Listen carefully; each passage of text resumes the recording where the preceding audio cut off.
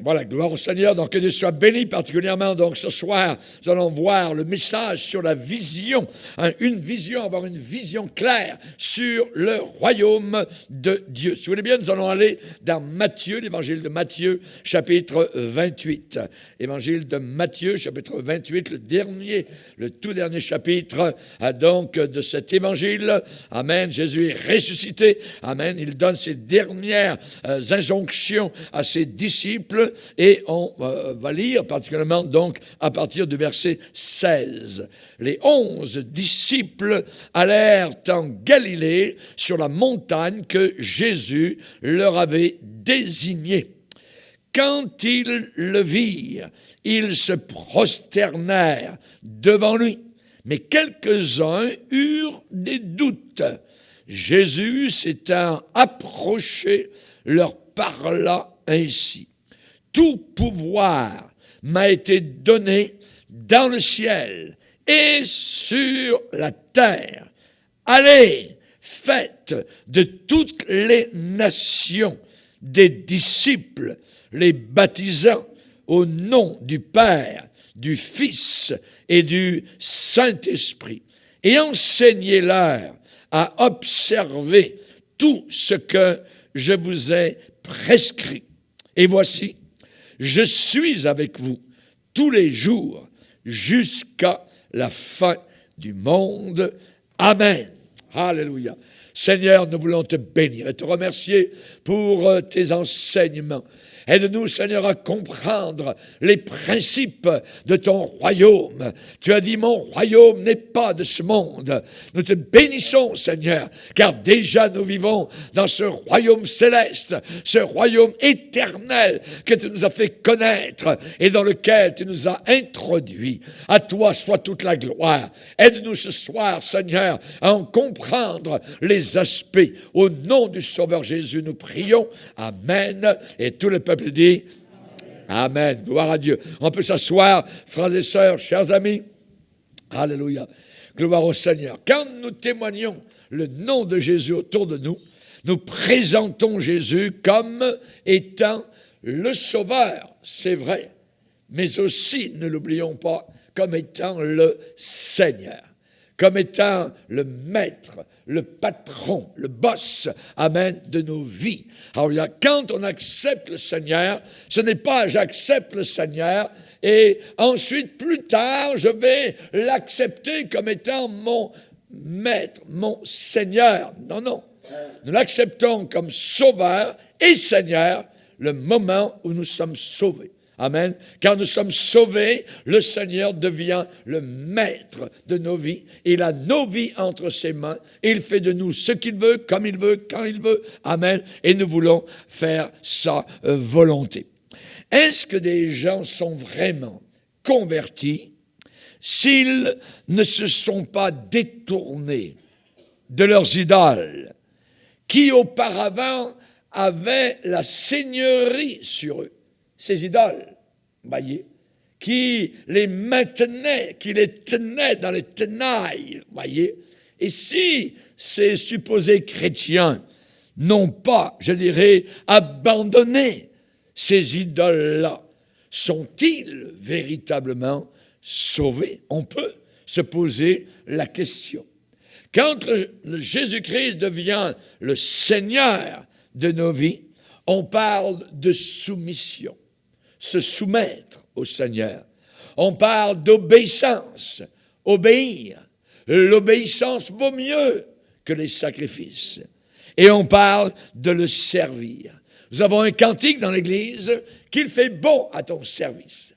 Servir le Seigneur, c'est bon, c'est bien. Alléluia, c'est bien sûr, amen, de servir celui non seulement qui nous a créés, mais celui qui nous a sauvés. Alléluia. C'est tout à fait normal. Et nous lui rendons, dit l'apôtre Paul, un culte raisonnable. Amen. Un culte raisonnable. L'apôtre Paul écrit à des nouveaux convertis, particulièrement aux Thessaloniciens, et il va leur dire, vous vous êtes convertis à Dieu.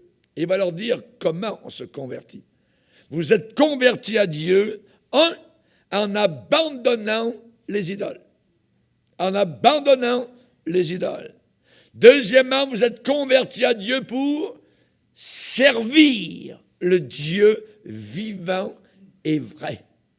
Et troisièmement, vous êtes convertis à Dieu pour attendre son Fils qui va venir des cieux nous délivrer de la colère à venir.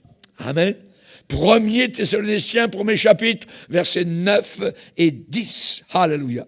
Gloire au Seigneur. Évidemment, donc, est-ce que l'on sert véritablement le Dieu vivant et vrai?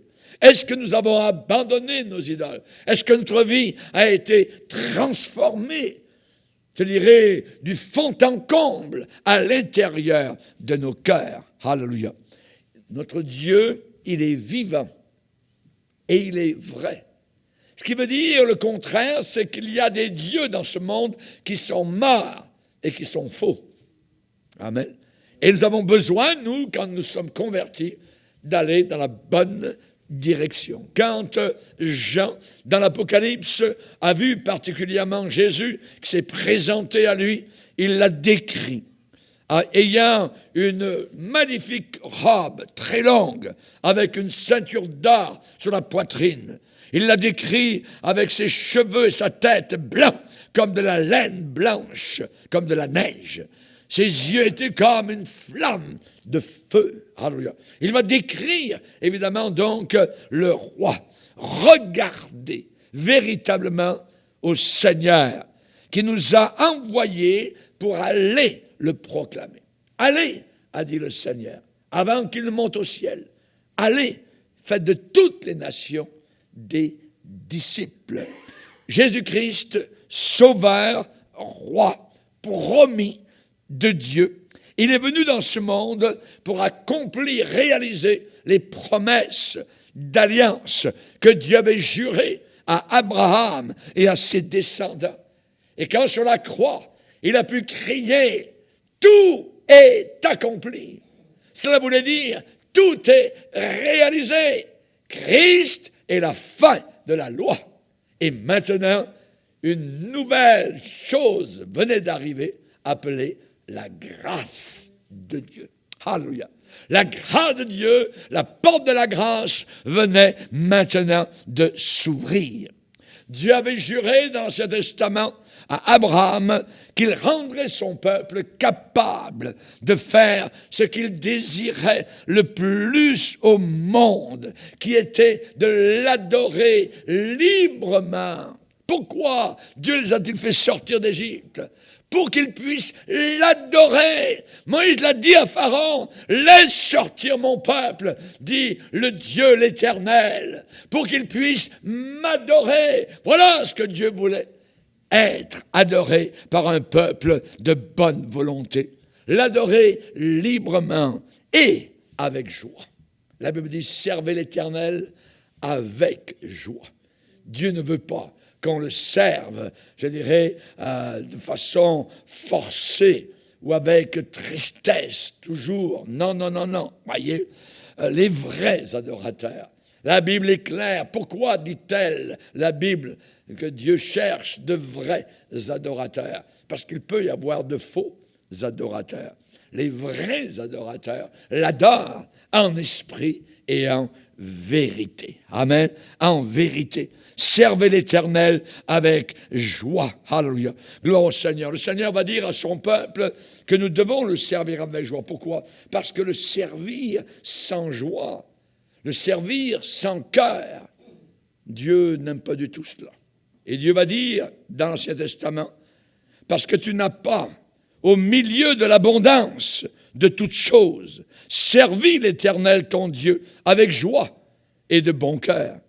Alors tu vas servir au milieu de la faim, de la soif, de la nudité et de la disette de toutes choses, tu vas servir tes ennemis que l'Éternel enverra contre toi.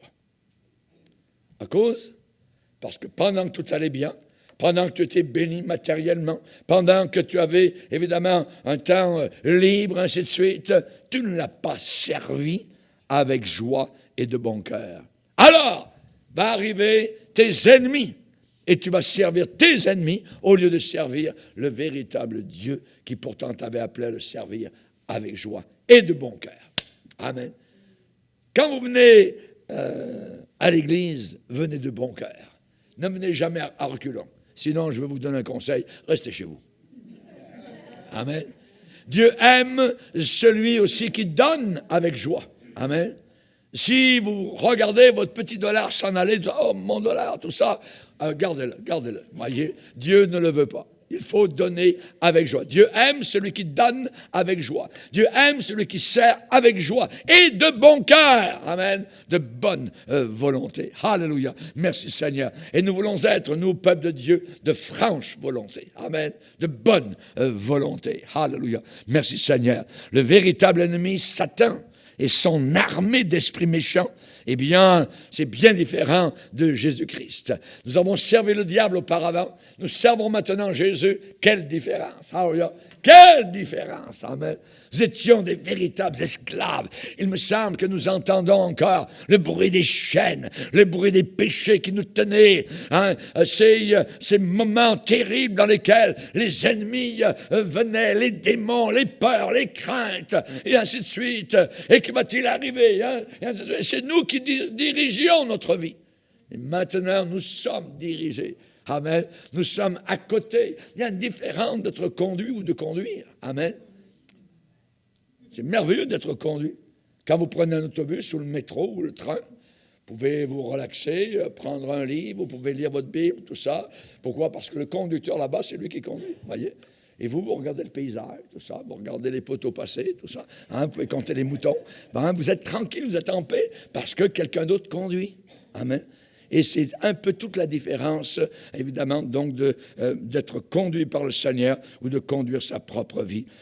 C'est David qui a déclaré, « Le Seigneur me dirige près des eaux paisibles. » Amen. Il me dirige près des eaux tranquilles. Il nous dirige, le Seigneur. Alléluia. Gloire au Seigneur. Satan, évidemment, donc, veut faire tomber l'homme dans le péché. Il est content quand la personne, le chrétien, amen, tombe dans le péché. Pourquoi? Parce que cette personne vient d'une certaine manière de perdre sa communion avec Dieu. Le péché vient de monter une barrière entre son Dieu. Et là, il est très content. Et il rit et il ricane. « Ha ha! Je t'ai eu! » Tout ça. « Je t'ai eu! » Satan n'a que tristesse, n'a que misère. La Bible dit que dans le péché, il y a de la joie. Mais la Bible ajoute pour un temps. C'est juste pour un temps. Et après cela, la personne est esclave. La personne est dans la misère. La personne ne trouve plus aucune joie, aucun délice, même dans son péché. Jean l'apôtre a dit, le Seigneur est venu pour détruire la puissance de Satan. Quand nous sommes à Jésus, la puissance de Satan est totalement détruite.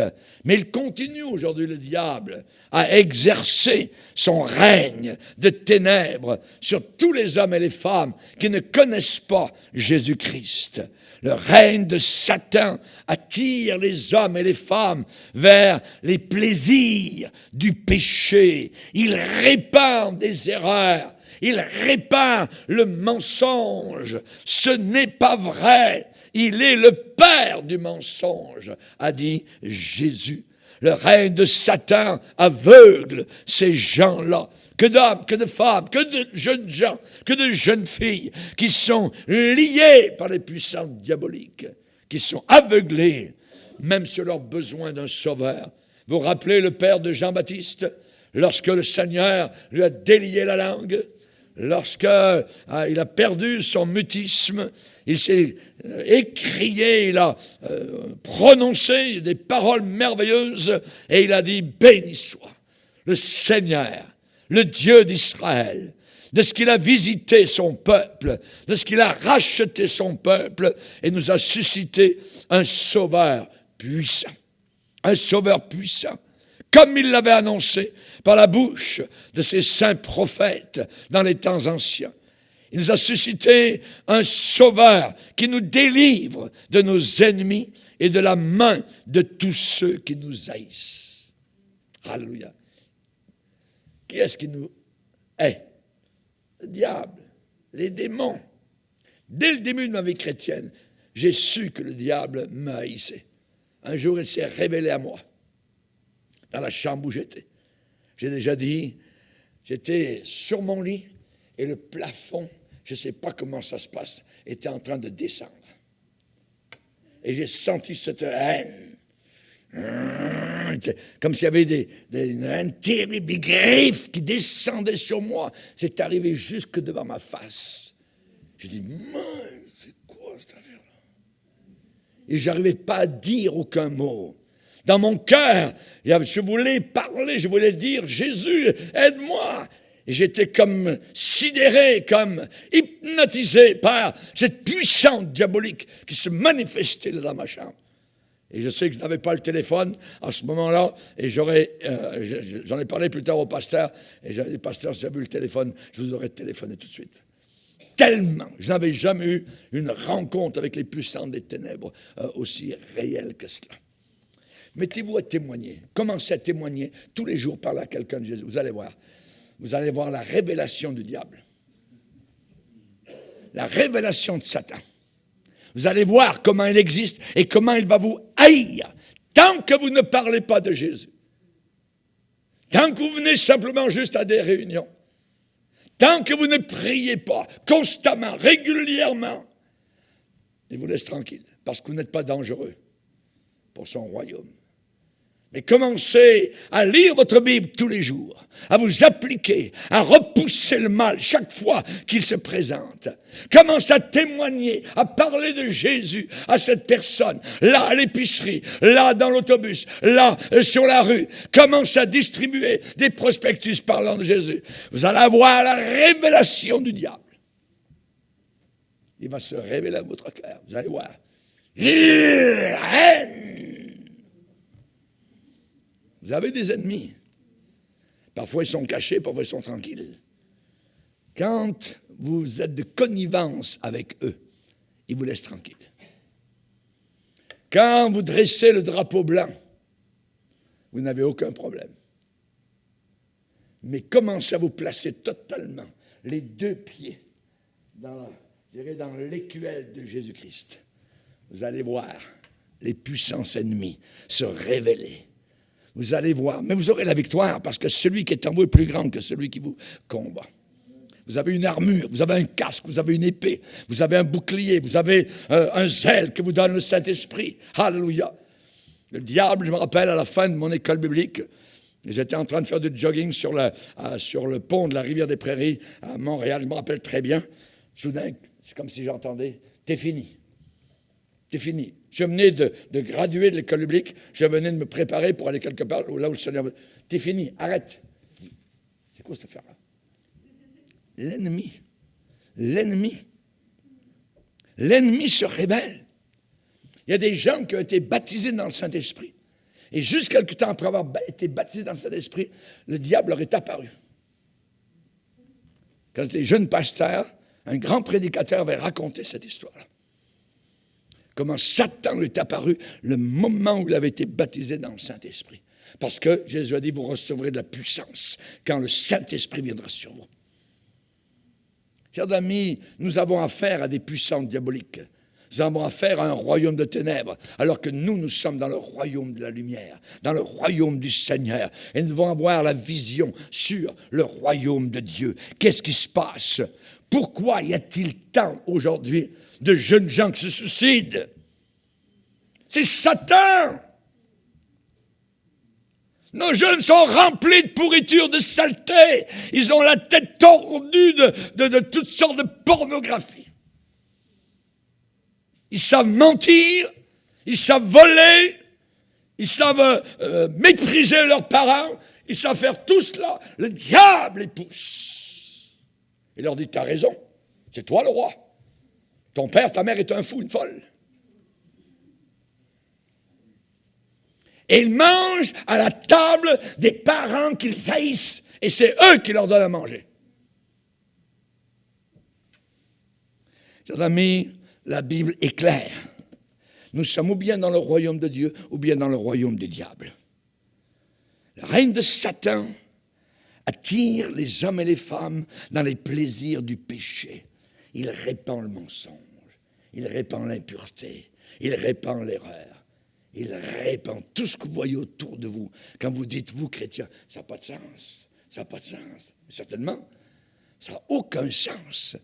Parce que c'est l'ennemi qui contrecarre, qui veut contrecarrer toute la volonté du Seigneur et tout ce que le Seigneur a déclaré dans sa parole. La Bible dit, Satan est descendu vers vous, animé d'une grande colère.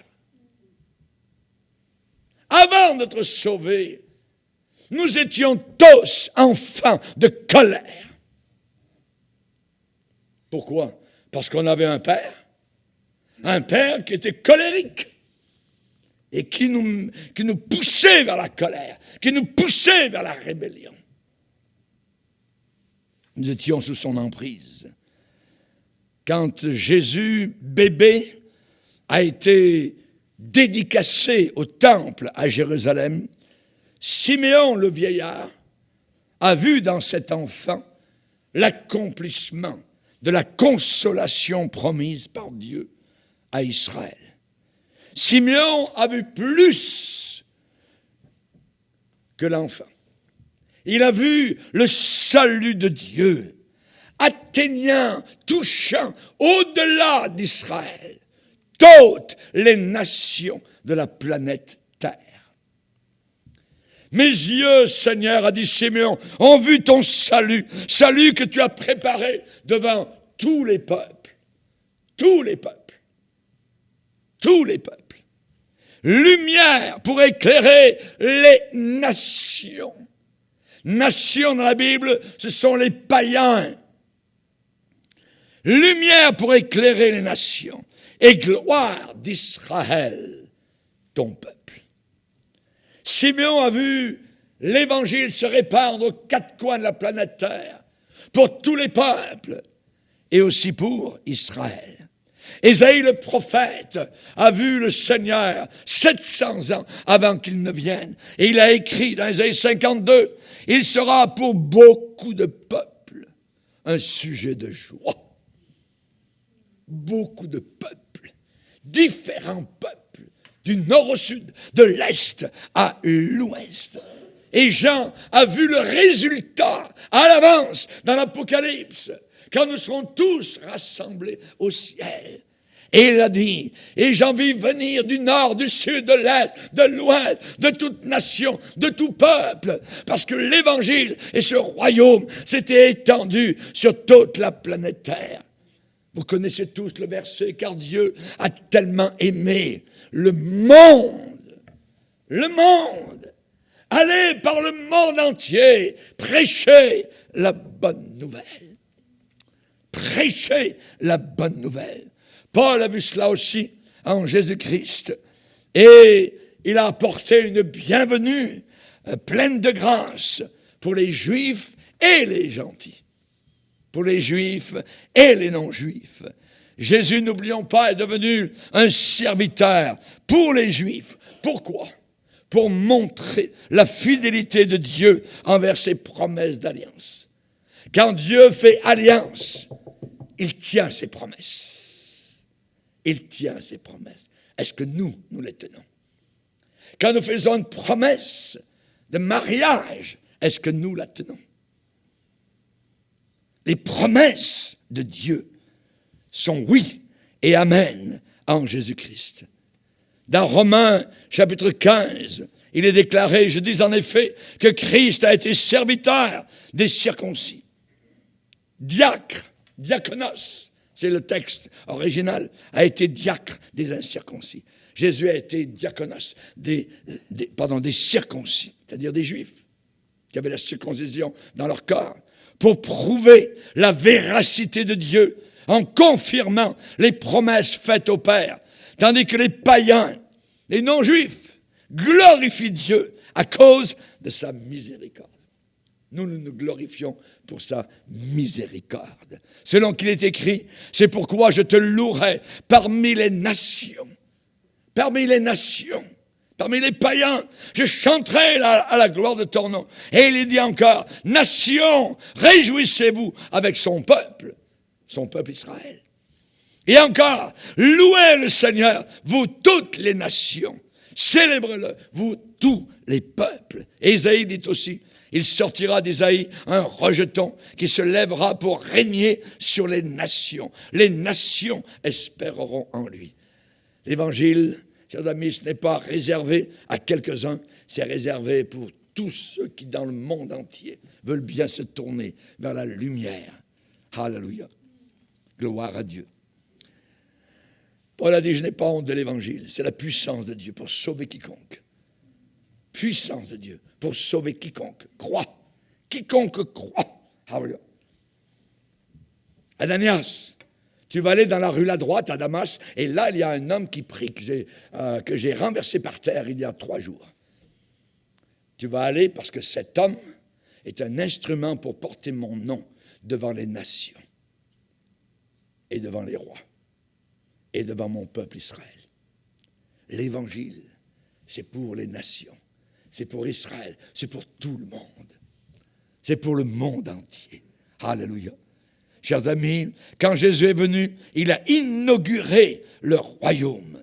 Il a inauguré le royaume. Il a démontré la puissance du royaume de la lumière. Il est venu apporter la délivrance à son peuple. Et comme nous avons ici au Canada le discours du trône, où chaque année, évidemment, on comprend un peu ce que le gouvernement veut faire durant l'année, Jésus-Christ, lui, eh bien, il est arrivé dans la petite synagogue, et là, il a ouvert le livre, et il a donné l'inauguration de son royaume. Il a cherché un passage dans la Bible où il était écrit « L'Esprit du Seigneur est sur moi, parce qu'il m'a oint pour annoncer une bonne nouvelle aux pauvres. Il m'a envoyé pour guérir ceux qui ont le cœur brisé.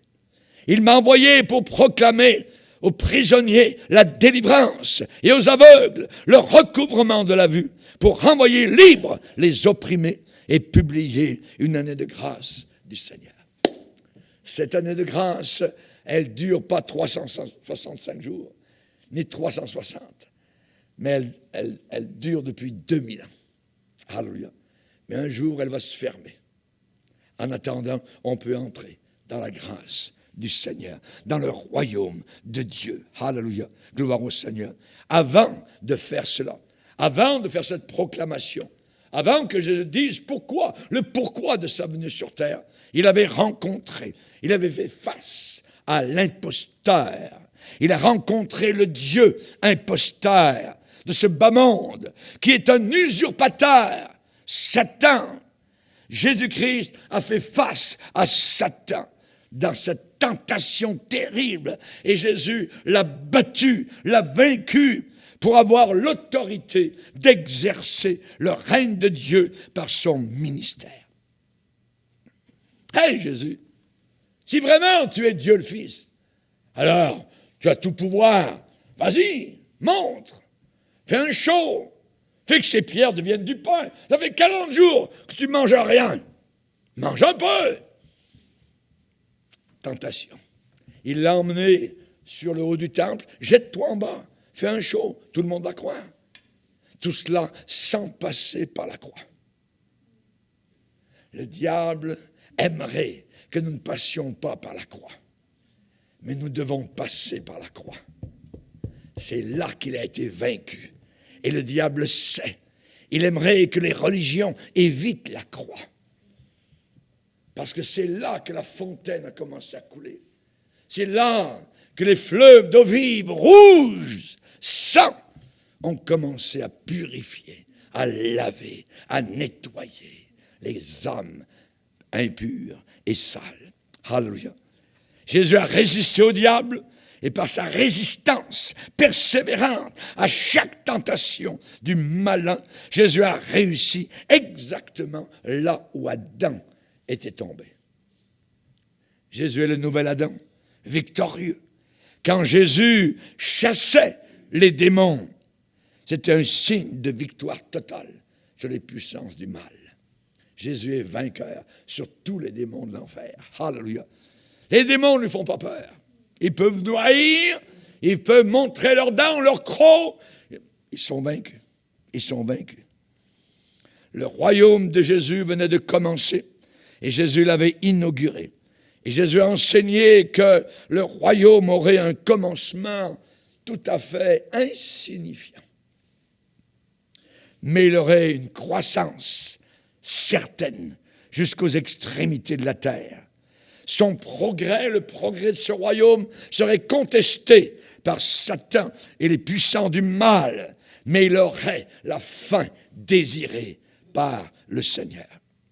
Jésus a promis qu'à son retour en grande splendeur, en grande puissance, il achèverait le royaume qu'il était venu inaugurer.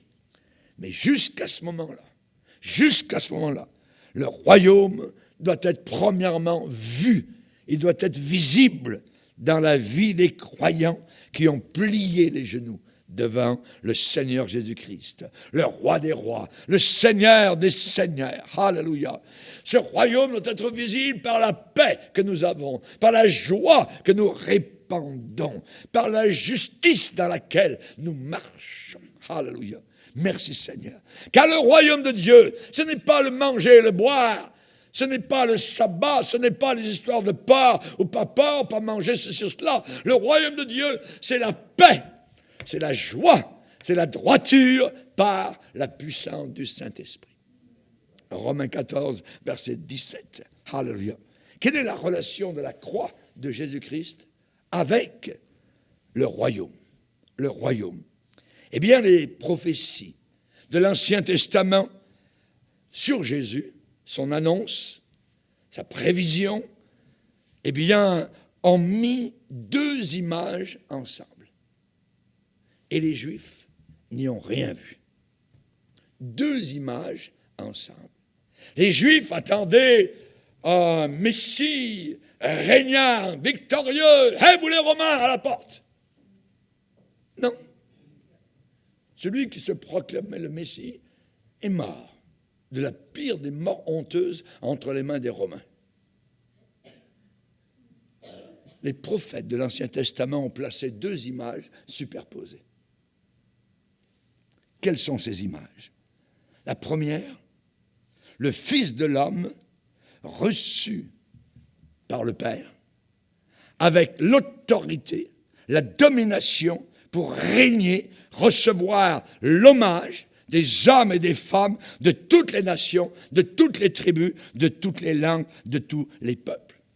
Ésaïe a dit, la terre sera remplie de la connaissance de l'Éternel, comme le fond des mers est rempli par les eaux qui les recouvrent. Ah, donc il vient pour régner en gloire. C'est merveilleux. Mais les prophètes de l'Ancien Testament ont placé une autre image superposée. C'est le Messie souffrant. Le Messie souffrant. Un Messie serviteur, souffrant, haï, rejeté. Il est venu chez les siens et les siens ne l'ont pas reçu. Comment cela? Un serviteur souffrant qui donnait sa vie comme rançon pour son peuple. Est-ce possible? Le prophète Daniel avait annoncé qu'un oint serait retranché, coupé de la vie. Ésaïe 53 a déclaré la même chose. Et qui a cru qu'il serait retranché de la terre des vivants? Ah oui. Aujourd'hui, Ésaïe 53 est un des passages qui n'est quasiment jamais lu dans toutes les synagogues juives. Ils n'y voient pas le Messie. Ils ne veulent pas le voir. Il y a un aveuglement. Le Seigneur a mis l'emphase qu'il était un serviteur souffrant. Pourquoi un serviteur souffrant? Eh bien, parce que ses sujets n'étaient pas encore libres. Ces sujets étaient encore sujets du méchant, de l'ennemi. Et il fallait aller les délivrer. Et cette délivrance devait se faire par des souffrances extrêmes. Lisez avec moi dans l'Épître de Pierre. Épître de Pierre, premier chapitre, verset 10. Première épître de Pierre, premier chapitre, verset 10. Les prophètes de la Bible, de l'Ancien Testament, qui ont prophétisé, touchant la grâce qui vous était réservée, ont fait de ce salut l'objet de leurs recherches et de leurs investigations, voulant sonder l'époque et les circonstances marquées par l'Esprit de Christ qui était en eux et qui attestait d'avance, ça veut dire qu'il prédisait. Qu'est-ce que l'Esprit de Christ prédisait? Qui attestait d'avance, première chose, les souffrances de Christ, et deuxièmement, la gloire dont elle serait suivie. Et cela, beaucoup ne l'ont pas vu. Les souffrances de Christ et la gloire dont elle serait suivie. Eux, ils ont vu la gloire seulement. Ils n'ont pas vu le côté des souffrances que devait, je dirais, subir le Seigneur pour nous amener au royaume. Évidemment, donc, l'apôtre Paul a entendu le mandat du Seigneur. Tu feras passer les hommes des ténèbres à la lumière. Des ténèbres à la lumière. Tu feras passer les hommes de la puissance de Satan à celle de Dieu. Alléluia. Amen. Et cela, évidemment, par l'Évangile. L'Évangile de souffrance, l'Évangile de la croix, l'Évangile de la prédication du sang de Jésus-Christ. Nous ne pouvons pas enlever le sang de nos cantiques. Nous ne pouvons pas enlever le sang de la Bible. Nous ne pouvons pas enlever le sang de Jésus sur nos cœurs. Seulement ceux qui ont le sang sur le linteau de leur cœur pourront être sauvés et sortir de ce monde, sauvés et libérés. Jésus, avant qu'il ne quitte la terre, a dit « Tout pouvoir m'a été donné dans le ciel et sur la terre ». Le Seigneur que nous proclamons n'est plus un petit bébé dans une mangeoire. Il n'est plus maintenant une victime délaissée sur une croix ou dans un tombeau. Il est assis maintenant à la droite de la majesté divine. Nous le voyons par la foi, dit l'Épître aux Hébreux, couronné de gloire et d'honneur à cause de la mort qu'il a soufferte. Qu'il a soufferte. Aucun de nous ne va souffrir la mort. Je vous le promets, si vous êtes vraiment chrétien. Vous ne mourrez jamais. Pourquoi? Parce que quelqu'un d'autre a pris votre place sur la croix du calvaire. Ô mort, où est ta victoire? Les vrais chrétiens, quand ils savent qu'ils vont rentrer dans le ciel, sont illuminés. Je les ai visités dans les hôpitaux avant qu'ils ne meurent. Leur visage est rayonnant de joie.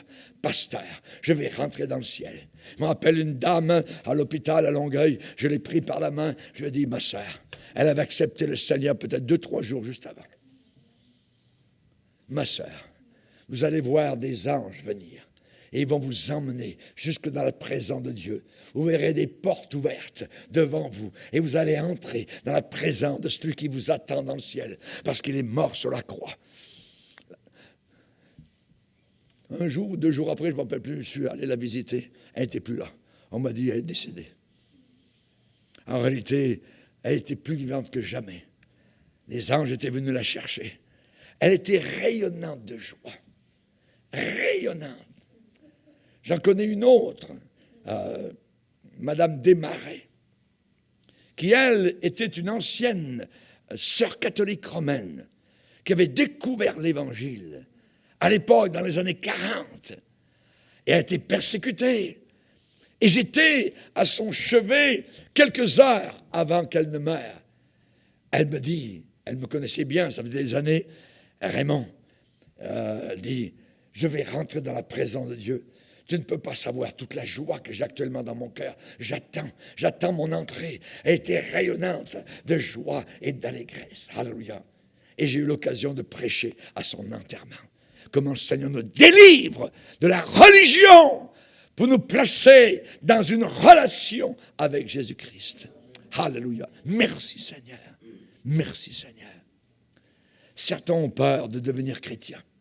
Voyez, ils ont peur. Ils pensent qu'ils ne pourront pas tenir. Voyez.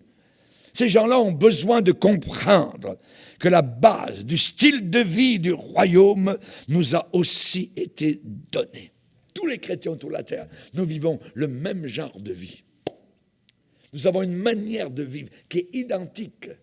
Moi, je le vois plus que vous, voyageant au travers de la terre et rencontrant des frères d'Europe, d'Afrique, d'Asie, d'ailleurs. Voyez, c'est la même chose partout. Nous avons un style de vie qui nous a été donné tous par le Seigneur Jésus-Christ. Alléluia. Vous recevrez de la puissance, car le Saint-Esprit viendra sur vous et vous serez mes témoins. Tout ce que nous aimons, c'est parler de Jésus à quelqu'un. Pourquoi? Parce que nous voyons ces personnes perdues. Nous les voyons descendant en enfer. Nous les voyons sans sauveur. Nous les voyons dans une grande solitude. Alléluia. Chers amis, hommes et femmes, évidemment, sont tous appelés à sortir des ténèbres pour qu'ils puissent marcher dans la lumière, pas par leur propre force. Je n'aurais jamais pu, par mes propres forces, marcher avec Dieu depuis plus de 50 ans. C'est impossible. Mais c'est le Seigneur lui-même qui vient nous accorder, nous renouveler. Il y a un remplissage en cours de route. Il y a un renouvellement chaque matin de ses bontés, de sa gloire, sa puissance. Ne regardez pas votre vie sur toute la longueur. Regardez jour après jour. Il vous nourrit comme il nourrissait le peuple. Chaque matin, il devait aller chercher la manne dans le désert. S'ils en prenaient pour le lendemain, ça pourrissait. Il faut en prendre pour chaque jour. À chaque jour suffit sa peine. Amen. Alléluia. Un jour à la fois. Alléluia. Gloire au Seigneur. Nous sommes de nouvelles, créatures. Nous sommes nés de nouveau. Alléluia. Nous avons une nouvelle nature, une nouvelle relation avec le ciel. Nous avons une nouvelle vision par le Saint-Esprit. Maintenant, aucune tentation nous est survenue qui n'a été humaine. Mais Dieu qui est fidèle ne permet pas que nous soyons éprouvés au-delà de nos forces. Mais avec l'épreuve, il prépare aussi le moyen d'en sortir afin que nous puissions supporter l'épreuve. 1 Corinthiens 10, 13. Premier verset que j'ai appris par cœur dès que je suis né de nouveau. Merci Seigneur pour les bons conducteurs qui m'ont bien instruit.